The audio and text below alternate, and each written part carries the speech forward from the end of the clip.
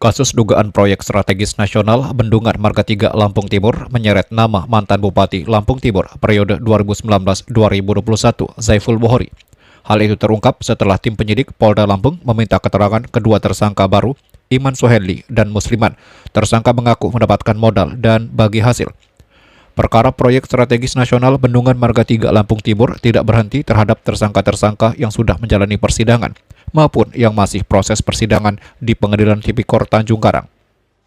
Terbaru, penyidik Krimsus Polda Lampung kembali menetapkan dua orang tersangka bernama Imam Suhenly dan Musliman, keduanya warga sekampung Lampung Timur. Dari pemeriksaan, keduanya menyeret nama mantan Bupati Lampung Timur Zaiful Bohori. Penasehat hukum kedua tersangka, Irwan Aprianto, menyatakan saat terjadi bayar ganti rugi proyek Bendungan Marga 3, sebelum pembayaran, seluruh lahan seperti tanam tumbuh dan kolam ikan, di mana warga desa Trimulyo meminta tolong kepada Imam Suhenly untuk dibuatkan kolam. Saat itu sudah ada sosialisasi dan sudah ada penentuan lokasi dari proyek. Imam Suhenly tidak memiliki modal untuk melakukan pekerjaan pembuatan kolam, maka tersangka mencari modal dan bertemulah dengan Dedi Yosen. Entah dari mana asal-usulnya uang itu, tiba-tiba Dedi Yosen menemui kedua tersangka setelah sebulan pertemuan. Kemudian tersangka menanyakan asal-usul dana tersebut karena takut kena bunga.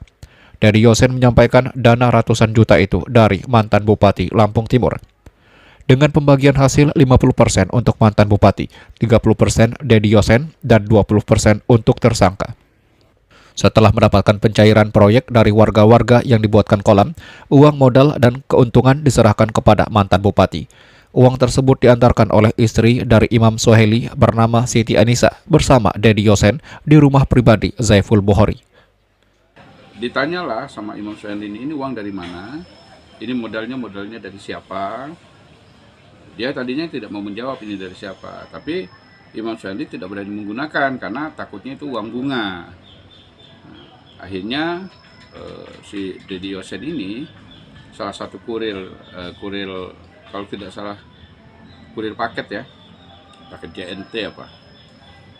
Sudah itu dia bilang si Dedi Yosen ini dengan Imam Suhenly bahwa uang modal ini dari mantan Bupati Lampung Timur.